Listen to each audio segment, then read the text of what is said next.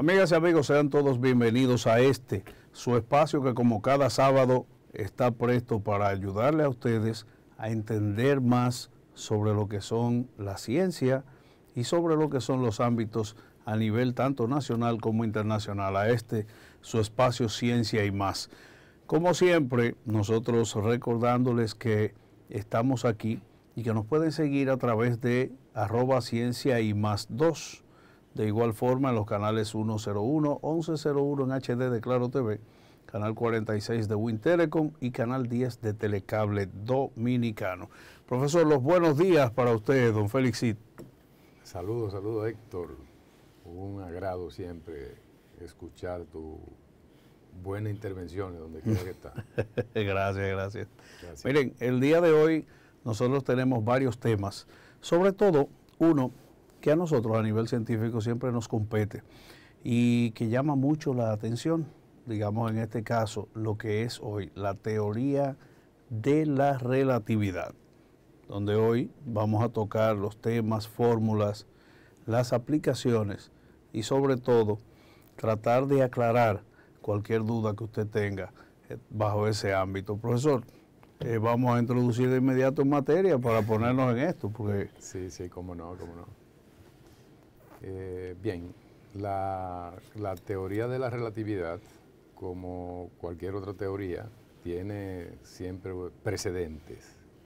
Unos precedentes que de alguna forma se constituyen en base o referencia para que la teoría en cuestión pueda ser establecida. Podemos decir de entrada que la teoría de la relatividad en esencia establece que la luz en el vacío tiene una velocidad constante y que esa velocidad constante es independiente del movimiento que tenga la fuente o del movimiento que tenga el observador. O sea, desde cualquier sistema de referencia que usted mida, la velocidad de la luz va a tener siempre el mismo resultado. Eso es lo nuevo, porque antes de eso no se tenía, ni siquiera podía pensarse que eso podía ser así. Eso de un lado. Y de otro lado, las ecuaciones de la física deben escribirse de la misma forma en todos los sistemas de referencia. Vale aquí señalar que tenemos dos relatividades, la relatividad especial y la relatividad general.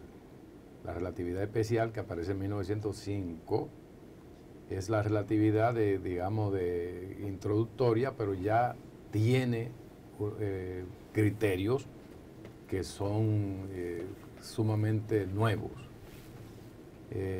Bien, con frecuencia las personas se dedican a interpretar o a propagar la idea de que la teoría de la relatividad es que el tiempo es relativo, que el espacio es relativo, que la masa es relativa. Es cierto, eso es cierto, pero no es lo fundamental. Podría decirse que la relatividad, la contracción de la longitud o la dilatación del tiempo, el aumento de la masa, son consecuencias de la teoría de la relatividad. Son consecuencias. Por consiguiente, la teoría de la relatividad en verdad pudo haberse llamado la teoría de la no relatividad, porque lo que hay de relativo son las consecuencias. Entonces, perfectamente pudo haberse llamado teoría de la no relatividad. Bien, vamos a ir los criterios de base que hay que conocer para entender mejor, en este caso, la teoría especial de relatividad. Son las transformaciones. Primero, la transformación de Galileo. Más adelante, otro tipo de transformación, que también tocaremos aquí, son las más importantes, que son las transformaciones de Lorentz. Bien, pero en la transformación de Galileo, ¿qué podemos interpretar? En la transformación de Galileo, podríamos entender que un sistema de referencia se mueve con velocidad constante respecto a otro. Ese sistema de referencia podemos denotarlo con la letra S, y el sistema de referencia en movimiento con la letra S', por ejemplo. Entonces, digamos, nosotros estamos en reposo en un sistema de referencia S. Y hay otro sistema de referencia. Aquí tenemos en pantalla la transformación de ¿cómo se llama? De Lorentz. Bueno, pero si en la transformación de Lorentz está incluida la transformación de Galileo. Si usted mira los numeradores de esta transformación, en los numeradores está expresa la transformación de Galileo. Como el movimiento se hace en una sola dimensión, por cuestión de sencillez, no es que la relatividad no se cumpla si se toma más de una dimensión. Es que por sencillez recurrimos al movimiento en una dimensión. Porque lo que va a ocurrir, la idea nueva que pueda aparecer en una dimensión es la misma que va a aparecer en 2 o en 3. Bien, entonces, como usted puede ver en la pantalla, el movimiento está tomando efecto en la dirección X. Usted piensa en el sistema de coordenadas cartesiano, que tiene, digamos, X, Y, Z. Nos veremos en él. Entonces, fíjese que la coordenada Y y la coordenada Z permanecen iguales para el sistema que está en reposo, en el sistema, digamos, donde nosotros estamos, y el sistema que se mueve con respecto a nosotros, con respecto al sistema en reposo, el Y'. Si ocurriera algún acontecimiento,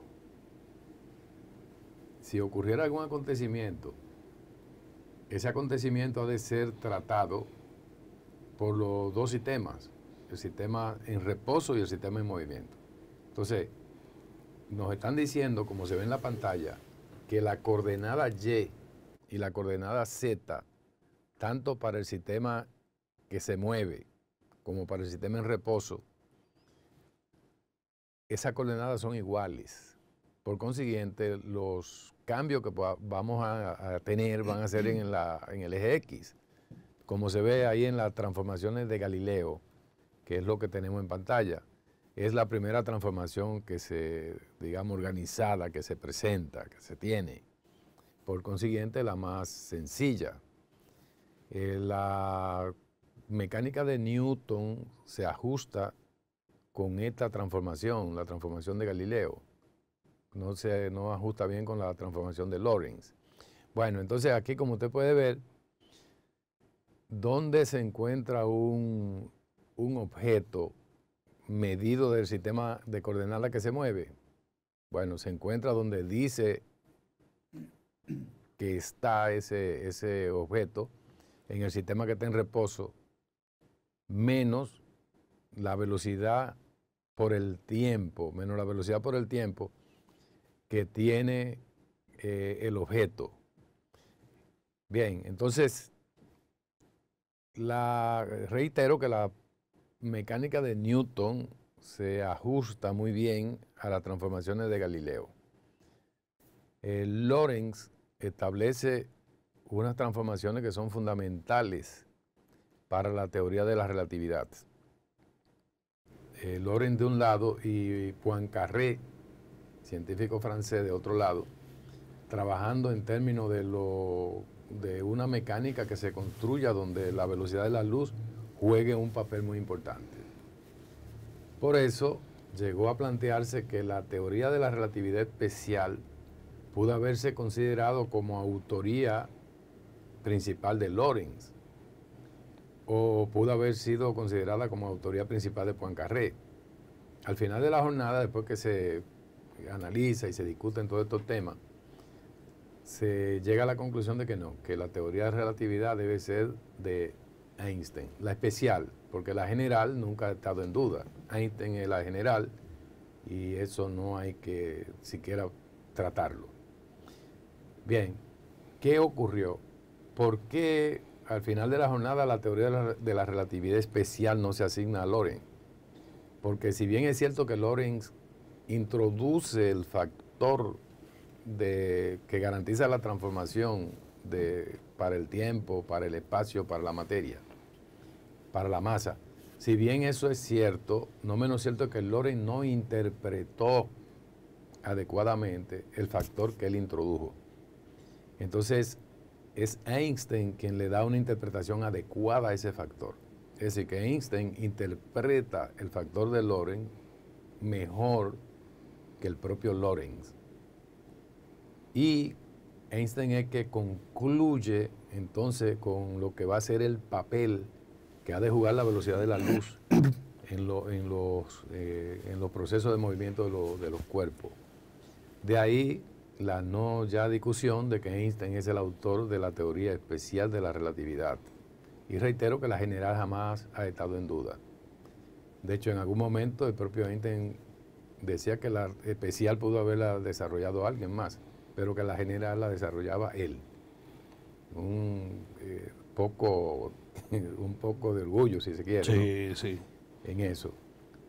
Bien, entonces, al final de la jornada, aparece, ya visto esto de las transformaciones, y reitero, la teoría de la relatividad perfectamente puede ser llamada la teoría de la no relatividad, porque al final de la jornada las cuestiones que constituyen los dos postulados de la teoría, como son la velocidad de la luz, la misma para todos los sistemas de coordenadas, de referencia, de un lado, y la persistencia de la forma de las ecuaciones de la física. Eso en esencia es la teoría de relatividad. Lo otro del tiempo y espacio son consecuencias de la teoría. Por consiguiente, esto de teoría de la relatividad se debe a esa consecuencia, y esas consecuencias son más asequibles para las personas, ¿no? Ya cuando empezamos a analizar los postulados, entonces ya se requiere un tanto más de formación en el área.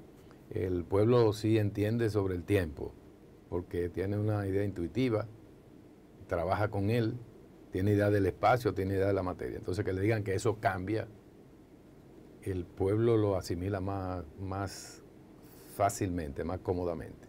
Siempre aparece aquella paradoja de los gemelos. Esa paradoja de los... Aquí tenemos el experimento en pantalla, el experimento de Michelson y Morley. Entonces, este experimento consiste de un interferómetro. O sea, hay un juego de espejo y se va a lanzar un rayo de luz. El rayo de luz va a hacer un recorrido en una dirección y hará un recorrido en una dirección, digamos, perpendicular a esa. Trató de orientarse el aparato a lo largo de la dirección de traslación de la Tierra alrededor del Sol. Por consiguiente, si se alinea el rayo de luz que se va a lanzar en la dirección del movimiento de la Tierra, el rayo de luz irá a un espejo, digamos, chocará en el espejo y regresará. Un viaje de ida y vuelta, y la luz y la Tierra se mueve en un solo sentido. Es decir, el rayo va a hacer un recorrido a favor de la velocidad de la Tierra, y otro recorrido en contra de la velocidad de la Tierra. Bueno, se mide el tiempo que se necesitó para que eso ocurriera.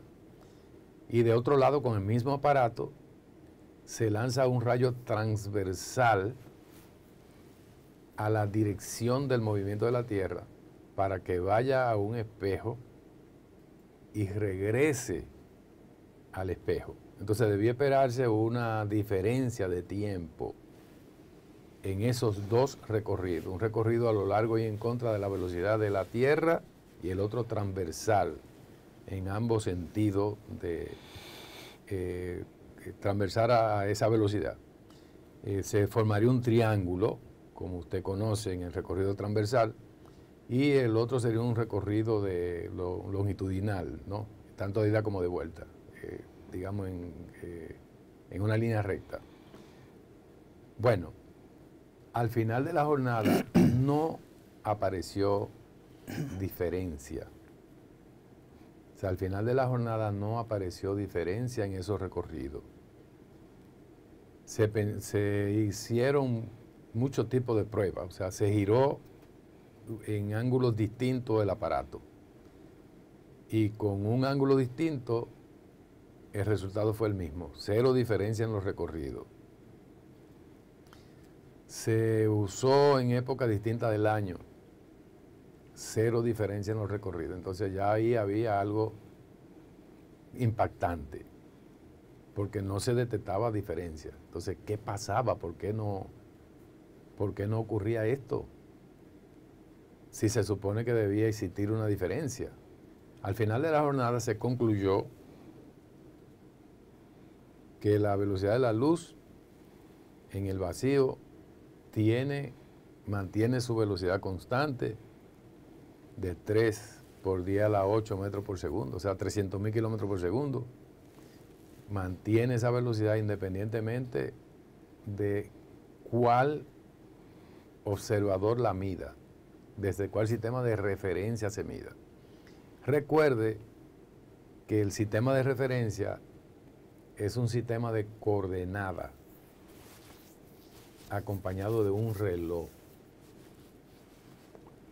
¿Por qué de un reloj? Porque debe medir la coordenada temporal. O sea, coordenadas espaciales, las 3 que conocemos, por ejemplo la cartesiana, y un reloj para garantizar la medida del tiempo. Entonces, cuando usted acompaña un sistema de coordenada con un reloj, entonces usted ha constituido un sistema de referencia. De diferencia entre sistema de referencia y sistema de coordenada. Entonces, en teoría de relatividad, se habla con frecuencia de sistema de referencia, porque ya se ha introducido el tiempo como una coordenada. Y ese tiempo se multiplica por C para garantizar las unidades de lo que sería un espacio de 4 dimensiones, que por demás no lo introdujo Einstein. En su teoría de la relatividad, la expresión matemática de lo que sería para el espacio-tiempo no lo introduce Einstein, sino Minkowski. Minkowski era más de formación matemática. Y Einstein expresó que ya le iba a coger más respeto, iba a tener más respeto por los matemáticos. Luego que Minkowski hace ese gran aporte. Exacto. Entonces tenemos una historia bellísima de la teoría de relatividad. Claro, eso es así. Teniendo en cuenta, claro, profesor, que en el momento que se hace la publicación sobre la teoría de la relatividad, estamos hablando de que eso fue en el año 1905. Así es. Y en el 1905, lo que se decía en ese caso era que el modelo a seguir trataba sobre lo que era el asunto de los cuerpos en movimiento. Los cuerpos en movimiento, el tamaño de la masa, pero de todo esto vamos a seguir hablando luego de esta pausa, y cuando regresemos vamos a ampliar sobre más detalles en lo que es la teoría de la relatividad especial. Hoy, antes de irnos, quisiéramos felicitar a todas esas personas, a eso lo incluye usted, profesor. Hoy es el Día de las Personas Mayores, el Día Internacional, 1 de octubre. Volvemos en breve. Sí. Muy bien, amigos, continuamos en su espacio Ciencia y Más, recordándoles que pueden vernos a través de los canales 101, 1101 en HD de Claro TV, de igual forma canal 46 de Win Telecom y canal 10 de Telecable Dominicano. En Twitter puede seguirnos a través de @Ciencia y Más 2, donde estaremos ahí para responderle cualquier tipo de duda o pregunta, y por supuesto también para recibir cualquier tipo de queja que usted tenga. Si tiene que hacer una denuncia, pues nosotros con gusto estaremos ahí para ayudarles. Entonces, profesor, decíamos antes de irnos a la pausa que lo que fue lo que es, en este caso, la teoría de la relatividad especial, que se publicó en el año 1905, ¿verdad? Tanto Einstein, tenemos el caso de Minkowski, que fueron, en este caso, quienes más le dieron repunte a lo que fue la teoría de la relatividad. Mas, sin embargo, hay una serie de fórmulas matemáticas que nosotros le vamos a ir explicando ya en lo adelante. Profesor, usted me mencionaba hace un momentito la fórmula de Maxwell, ¿verdad? Sí, las ecuaciones. Las ecuaciones de Maxwell. Las ecuaciones de Maxwell se ajustan bien con la teoría de la relatividad. Porque recuérdese que las ecuaciones de Maxwell son para ondas electromagnéticas. Exactamente. Y ocurre que el propio Maxwell, establece el vínculo del electromagnetismo y la óptica. Entonces la luz se ajusta bien en el espectro electromagnético. Es decir, la luz es una onda electromagnética. Entonces, siendo Maxwell, el padre del electromagnetismo, y donde está incluida la luz, la velocidad de la luz, y siendo la velocidad de la luz fundamental en la teoría especial, en la teoría de la relatividad, entonces va a ocurrir que las ecuaciones de Maxwell entonces se ajustan bien. Las ecuaciones que van a tener inconvenientes para ajustarse son las de Newton, porque la teoría de relatividad engloba a la mecánica de Newton. No es que la mecánica de Newton sea falsa, no, es que está limitada a una cierta región de aplicación. Por ejemplo, las ecuaciones de Newton funcionan si el movimiento de los cuerpos que son tratados tienen velocidades pequeñas. Para cuerpos que se mueven con grandes velocidades, entonces ya no se aplican no se aplican las leyes de Newton, pero aparece la relatividad que explica el movimiento para esos cuerpos. Y hay pruebas de hace tiempo, pruebas experimentales de eso. Y hay muchísimas aplicaciones, desde GPS, por ejemplo. Exacto. Y tenemos en los aceleradores de partículas, o sea, hay aplicación relativista también. Es decir, que hay una gama enorme de aplicaciones relativistas. Una gran cantidad de las propuestas han sido comprobadas. La predicción de la existencia de ondas gravitacionales por parte de Einstein, ya no hace mucho se registraron ondas gravitacionales. Hubo hasta premio Nobel por ese tipo de aporte, ¿no? Ese tipo de hazaña. La longitud, conforme a la teoría de relatividad, la longitud se contrae en la dirección del movimiento. Entonces es muy famoso el tema de contracción de longitudes en la teoría de relatividad. Entonces tenemos una fórmula que involucra el aporte de Lorentz con el factor que lleva su nombre, el factor de Lorentz, donde en la dirección del movimiento se presenta cómo cambia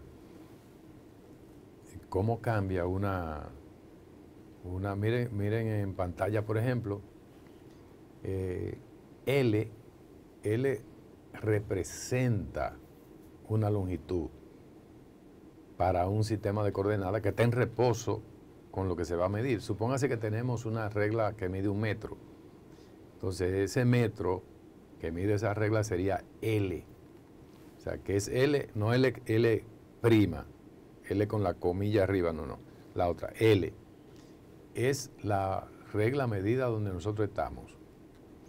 Entonces, L' va a representar la medida de esa regla para un sistema de referencia que se mueve respecto a nosotros con una velocidad constante. Entonces, en la dirección en la que se produce ese movimiento, esa regla tendrá medida distinta. Por eso se habla de contracción de longitudes.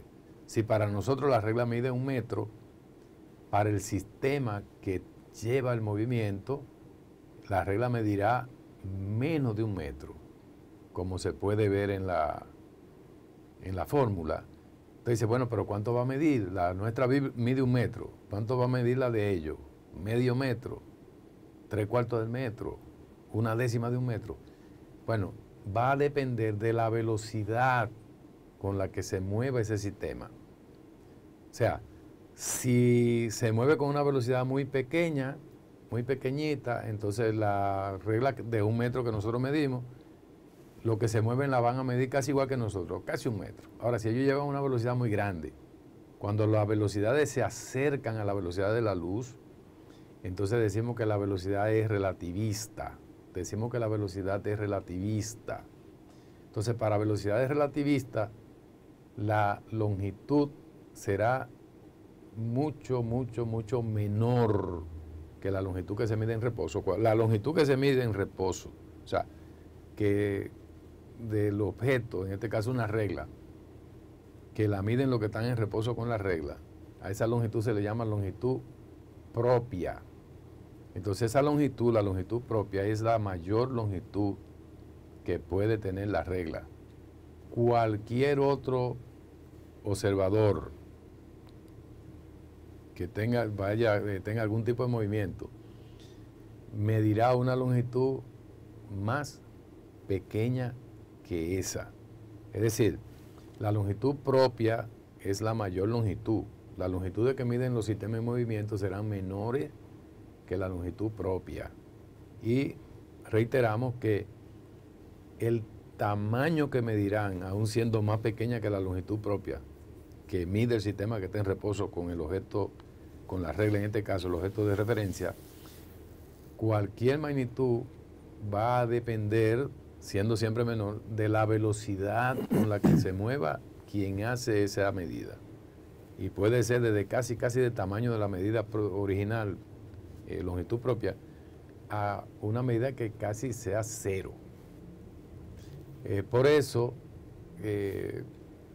algo similar pasa con el tiempo. Algo similar pasa con el tiempo. Pero en la fórmula del tiempo va a ocurrir el efecto contrario a lo que ocurre con la longitud. Entonces decimos que el tiempo se dilata. La longitud se contrae, el tiempo se dilata. Usted puede tener ahí en el esquema que está presentado, tiene un delta T, tiene un delta T' y delta T. O sea, nosotros medimos un tiempo y la persona que va, el astronauta que va en una nave espacial, entonces medirá un tiempo distinto. Es decir, que el tiempo transcurre en forma distinta en distintos sistemas de coordenadas. Interesante eso. El tiempo transcurre distinto en distintos sistemas de coordenadas. Entonces, así como en la longitud teníamos la mayor longitud para el sistema que estaba en reposo, con lo que se le quiere medir la longitud, en este caso es el menor tiempo el que se mide en el sistema propio. Esto trae como consecuencia, recuérdense que estas son consecuencias de la teoría de la relatividad, que no podemos tomarla como la esencia de la relatividad, porque la esencia son los postulados con la velocidad de la luz y las ecuaciones. Entonces, otra consecuencia de esta teoría aparece cuando usted supone dos hermanos que son gemelos, dos hermanos gemelos. Digamos los hermanos gemelos Héctor y Juan. Uh-huh. Entonces, si uno de estos gemelos se va a un viaje espacial, a visitar alguna estrella, fíjese que es un experimento mental lo que estamos haciendo. Einstein proponía siempre experimentos mentales. Si uno de estos gemelos se va a una estrella con una alta velocidad, cuando ese gemelo llega entonces él tendrá una edad diferente al gemelo que se quedó. Y en la física aparecen problemas, ya para las personas que son del área, ¿no? Aparecen problemas que le preguntan eso. Si dos gemelos que tienen 18 años, al momento de despedirse, y uno se va a un viaje de ida y vuelta a una estrella que está en tal sitio, lejana, cuando el tipo regresa, que su hermano gemelo tiene 70 años, ¿qué edad tiene él? Entonces sale teniendo, por ejemplo, 45, 60 años, tiene menos edad. Le va mejor a él, aunque se va. En definitiva le va mejor. Pero eso realmente es un tema, profesor, porque mire, el hecho de que usted, dentro de lo que es la teoría de la relatividad, el control de tiempo que nosotros podemos ver, varía totalmente una vez usted sale de lo que es el globo terráqueo. Fíjese, como bien lo dice el profesor, la diferencia en el hecho de usted ver a dos hermanos que se supone deben tener la misma edad y que tienen en este caso el punto genético al ser gemelos, y que si uno de ellos se va al espacio, al regresar, inmediatamente usted nota la diferencia, tanto a nivel celular como a nivel del físico. Porque fíjense en algo, perdón, los astronautas, estos personas que muy bien entrenadas, salen en este caso en misiones fuera de la estratosfera. Al llegar aquí, tienen un índice de que las células han cambiado totalmente. O sea, no pasan por el punto que todos los seres humanos en este caso tenemos, de que usted va teniendo una regeneración celular, y esa regeneración celular de igual manera causa el hecho de que usted pueda envejecer o mantenerse. Igual pasa con las personas que están en los puntos más altos del planeta. Por ejemplo, para venir aquí al patio, como decimos nosotros, ¿verdad? Usted busca una persona que viva, por ejemplo, en el Valle de Constanza, en ese punto frío allá arriba, y esas personas, siendo mayor que usted, tienen una condición física mucho mejor y se ven más jóvenes que usted que está aquí y que tiene menor edad que ellos. O sea, el cálculo de tiempo es, como su nombre lo dice, de forma relativa totalmente diferente. Ya. Eso es así. Héctor, los viajes espaciales tienen muchas dificultades que están asociadas con la estructura misma del ser humano. Por decir algo, cuando nosotros los seres humanos estamos acostumbrados, hemos vivido, nacido, crecemos bajo un valor de gravedad. O sea, nosotros somos hijos del 9.8. Si usted establece una colonia de humanos en la Luna, estas personas que son hijos del 9.8 de gravedad, en la Luna van a tener que vivir en una gravedad diferente. Exactamente. 6 veces menor que la gravedad en la Tierra. Ya eso es un efecto. El organismo nosotros tenemos en el organismo materiales sólidos, tenemos materiales líquidos y tenemos materiales gaseosos, como parte estructural del organismo. Entonces, ante los efectos de gravedad o los efectos de aceleración, esas partes reaccionan diferente. O sea, un líquido sometido a una aceleración tiene un comportamiento distinto a un sólido sometido a una aceleración. Por consiguiente, cuando usted va a salir del planeta Tierra, que desde luego tiene que acelerar, y cuando llegue donde va tiene que desacelerar para poder aterrizar, entre comillas, amartizarse en Marte o alunizarse en la Luna. Cuando llegue al sitio, cuando esté llegando tiene que desacelerar. Entonces, usted no puede acelerar ni desacelerar con los valores que a usted le dé la gana, porque el organismo soporta solamente algunos valores particulares. Es decir, si acelera mucho la parte líquida del cuerpo, sangre, ninfa, creo que se llaman los... Exacto. Tiende a moverse de una manera distinta a como se moverían los huesos. Entonces, todos esos efectos van a jugar un papel importante en la salud del individuo. Eso es tal que la luna, solamente por el efecto de gravedad, es un lugar sumamente difícil para la permanencia de seres humanos allí. Marte es preferible, pero la gente dice, pero la luna está allí, Marte está lejísimo. En términos comparativos sí, porque la luna está a menos de 500.000 de kilómetros de aquí, pero Marte está a decenas y decenas de kilómetros. Y como se mueve tanto la Tierra como Marte, entonces con el transcurrir de los años, de los días en un año, las posiciones son distintas. Entonces, en algún momento la Tierra puede estar en un lado del Sol y Marte en el otro lado, en el lado opuesto. Es imposible pensar en hacer un viaje en esas condiciones. Entonces hay que esperar que en su movimiento los dos planetas se acerquen. Entonces, ¿cuándo será el momento más cómodo para hacer un viaje a Marte? O para enviar una nave a Marte, cuando se sabe que van a acercarse lo suficiente. Entonces, el momento de máxima cercanía es el momento adecuado para hacer los viajes o enviar naves, como se ha hecho, naves no tripuladas a Marte.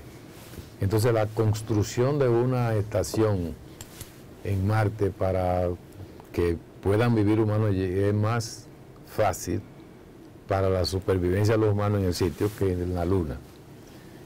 Desde luego, la ventaja de la Luna es la cercanía, que ya en un futuro se podrán hacer viajes relativamente fáciles a la Luna. Y espere que lo primero que van a hacer, como es natural, es montar hoteles allí. Imagínese el turismo. Imagínese un turismo lunar donde eso está tremendo. Pero al espacio, oye, Héctor, al espacio, que es relativamente más cerca, o muy cerca si se quiere. Jeff Bezos estuvo por ahí. Sí, pagan muchísimo dinero para ir a salir al espacio. Ya considere el espacio cuando esté en una región donde prácticamente la gravedad no existe. Es tan pequeñita que el efecto es como si no existiera. Entonces se ven los efectos de flotación y qué sé yo. Entonces esta gente que paga ese dineral va a ir allí a experimentar la flotación. Pero eso es lo que hay. Bueno, en el caso de la Luna se podrían hacer muchos experimentos científicos porque hay que crear las condiciones para salir del planeta. Eso sí. Hawking decía que si en 100 años no salíamos, la apreciación de Hawking, si en 100 años el ser humano no logra salir y establecerse, ir estableciéndose en otro planeta, el futuro de la humanidad no hay futuro ya. Bueno, usted le entiende ese valor como un valor límite. Eso es así. Bueno, vámonos brevemente a una pausa, porque usted sabe que, como dicen, uno se ata a las cosas de las que nos pagan, pero en este caso el que paga son los anuncios. Volvemos en breve. Sí. Muy bien, amigos, continuamos en su espacio Ciencia y Más, siempre agradecidos de la gentileza de su atención y de paso recordándoles que pueden vernos a través de los canales 101, 1101 en HD de Claro TV, de igual forma en el canal 46 de Win Telecom y canal 10 de Telecable Dominicano. Seguirnos en Twitter a través de @Ciencia y Más 2, donde estaremos ahí prestos para responderle cualquier tipo de pregunta o duda si fuera necesario. Bueno, miren, entrando un poquito ya, porque ya como en esta parte el tiempo se nos acorta un poco, ya vamos a cerrar lo que es el tema de la teoría de la relatividad. Más sin embargo, nosotros queríamos no dejar pasar este momento de tratar la situación ocurrida ahora en estos días en la zona franca de Dajabón. O sea, aunque el parque de Codevi, como se conoce, Es un parque industrial perteneciente a un empresario santiagués, un empresario de Santiago, y donde vimos recientemente cómo fuimos prácticamente emboscados por esa parte, donde hay mucha confusión, gente que manejó información que realmente no es la información que se tenía que haber servido a la población, pero donde sí podemos tener la garantía de saber que nuestro país está bien protegido por nuestras Fuerzas Armadas. O sea, por este lado, nosotros saludamos las decisiones tomadas tanto por el presidente de la República, Luis Abinader, quien llamó inmediatamente al Consejo de Seguridad de nuestro país, y también felicitar el accionar del general Carlos Luciano Díaz Morfa, una persona que es muy ecuánime, muy sopesado, y que inmediatamente dio la cara a raíz de que fue una situación muy confusa. Miren, en el parque de Codevi nosotros tuvimos la información de que los nacionales haitianos que laboran allí tenían supuestamente su hora de almuerzo, y que en el momento donde ellos salen, ellos se dirigían supuestamente al área de Juana Méndez, donde ellos iban a almorzar, pero la forma en la que lo hacen, haciendo una estampida y corriendo hacia el lado de su país, pues algunos de ellos incluso se cayeron. Se nos reportó que hubieron unas personas que fallecieron, otros que estaban heridos, pero lo que no es menos cierto es que nuestro personal, el personal dominicano que estuvo ahí, salió, en este caso, hubo que sacarlos a todos, porque también se dio una información de que supuestamente otros haitianos encapuchados, al ver los movimientos, aprovecharon esta coyuntura para entrar a las oficinas administrativas de Codevi y hacer un desorden generalizado allí, cosa que no debe de ser aplaudida como muchos. En el caso de quien siempre tenemos que mencionar, el señor Claude Joseph, que ante lo que pasó, dijo ayer en su cuenta de Twitter que nosotros apostamos a nuestros guardias en la frontera como un método de provocación. Lo primero es que nosotros siempre vamos a tener que refutar a este señor, porque es que, mire... ¿Pero dónde quiere que estén los guardias de nosotros? Sí, él a lo mejor pensará que vamos a tenerlos allá en Haití. Porque miren, señores, es una cuestión de sentido común. O sea, todo país tiene, aunque sea mínimo, pero tiene una presencia militar en su frontera. Claro, además, miren, quienes entraron a las oficinas de Codevi, que le pertenece a un empresario de Santiago, para que usted vea cómo son las cosas, un empresario de Santiago vaya a hacer su inversión en la frontera, buscando cómo generar empleo, para que esas personas de aquel lado puedan mitigar parte del hambre que tienen, porque no es un secreto para nadie, la situación calamitosa por la que está pasando Haití, donde ahora mismo hemos visto protestas, hemos visto movimientos en lugares donde nunca se había visto a lo largo de los años. Y volver nosotros a reiterar que Haití ha tenido siempre una actitud autodestructiva hacia ellos mismos. ¿Cómo pasa el hecho de que sucede algo y entra esta turba que entró allí a las oficinas? Porque eso no se puede negar, aunque un empleado de Codevi que se identificó y mencionó el hecho de que hubo una confusión, de que otros fueron los que entraron desde afuera. Claro, se envió una ambulancia, pudimos ver unas imágenes que hasta ahora estamos viendo si son imágenes verdaderas, donde ellos, los haitianos de aquel lado, tiran la ambulancia empujada hacia abajo del puente. Entonces, ¿cómo quiere la gente de ese lugar que pensemos que se puede ayudar? Gracias a Dios el incidente completo. Miren la imagen de la ambulancia con los vidrios destrozados, todo desbaratado. Hay unas imágenes muy perturbadoras donde se ve a una ejecutiva de Codevi corriendo, señores, porque un grupo quería voltearla y entonces se logra ver a otros haitianos ya más conscientes que iban intentando protegerla hasta lograr montarla en una motocicleta. Mira, Héctor, hay cosas que uno, por más esfuerzo que haga para entenderla, no puede entenderla. Por ejemplo, el transporte de mercancía dominicana,